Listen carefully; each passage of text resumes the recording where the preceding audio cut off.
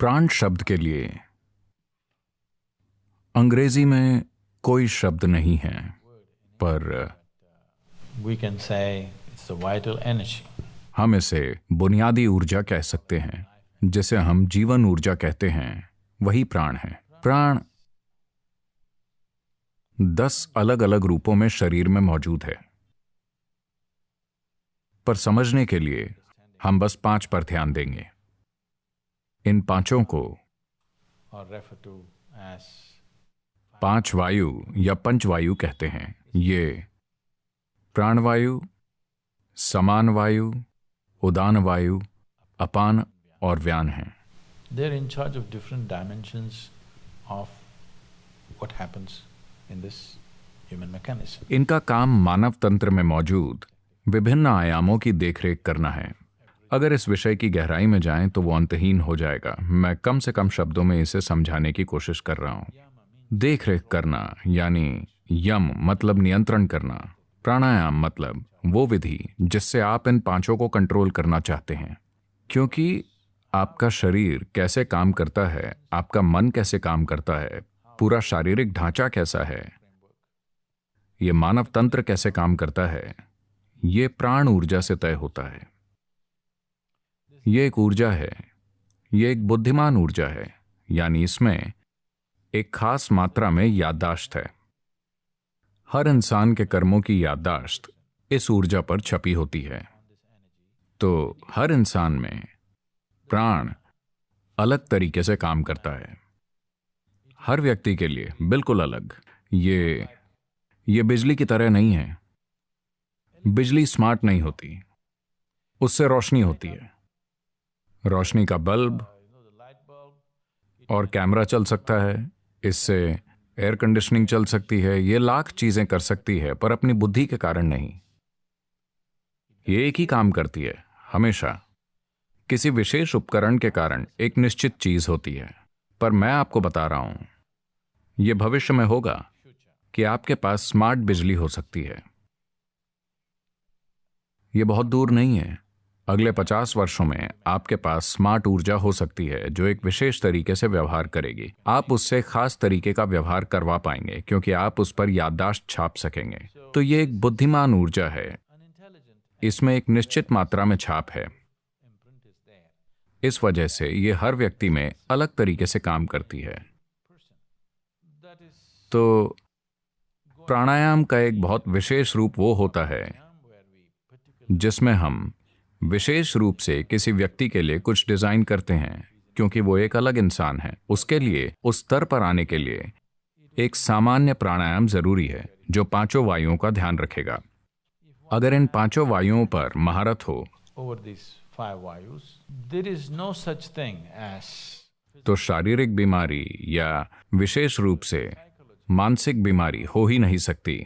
अगर कोई अपने प्राणों को अपने हाथों में ले लेता है तो बाहरी वातावरण जो भी हो, जो भी कंपन, in terms of reverberations, waves, तरंगें, भावनाएं या दूसरे कोई भी दबाव हो, कोई फर्क नहीं पड़ता। उस व्यक्ति के मानसिक संतुलन की 100% गारंटी है जो अपने प्राणों को संभाल लेता है। संतुलन से मेरा मतलब है, शायद डॉक्टर आप में से ज्यादातर लोगों को असंतुलित नहीं बताएंगे, पर कई लोग मानसिक रूप से असंतुलित हैं। मान लीजिए आपका हाथ ऐसा है, मान लीजिए कि यह हाथ अभी उछलने लगे और आपकी आंखों में उंगली डालकर आपको खरोंचने और पीटने लगे। अगर आपका हाथ ऐसा करे तो यह बीमारी है ना? कम से कम आपका हाथ बीमार है। चलो मैं पूरे व्यक्ति को दोष नहीं दूंगा, कम से कम आपका हाथ तो बीमार है ना? ज्यादातर लोगों का मन बस यही कर रहा है।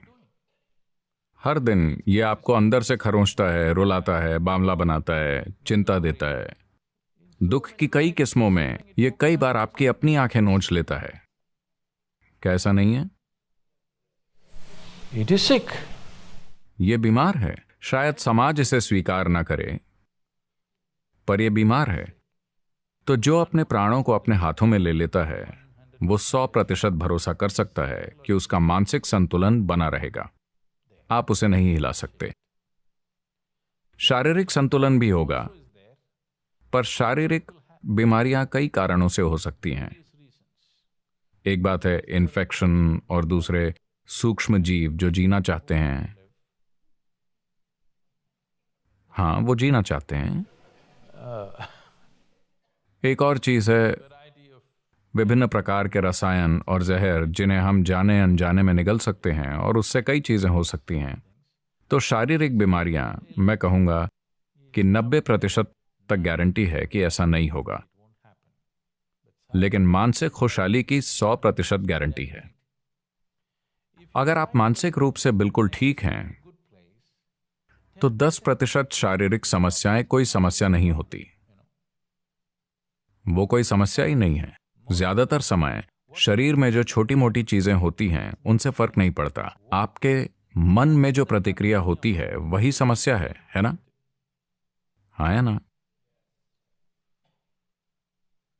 तो प्राणायाम मतलब आप बुनियादी ताकतों को अपने हाथों में लेना चाहते हैं। जैसा कि मैंने कहा, उनमें अपनी बुद्धि है, उन सभी में। जन्म के दौरान, गर्भधारण के बाद वो नवजात शिशु में जैसे प्रवेश करते हैं और वो मृत शरीर को जैसे छोड़ते हैं, इससे साफ पता चलता है कि उनमें अपनी एक बुद्धि है। जब तक आप इस बारे में बहुत सचेत नहीं होते तब तक आप इस पर ध्यान नहीं दे सकते।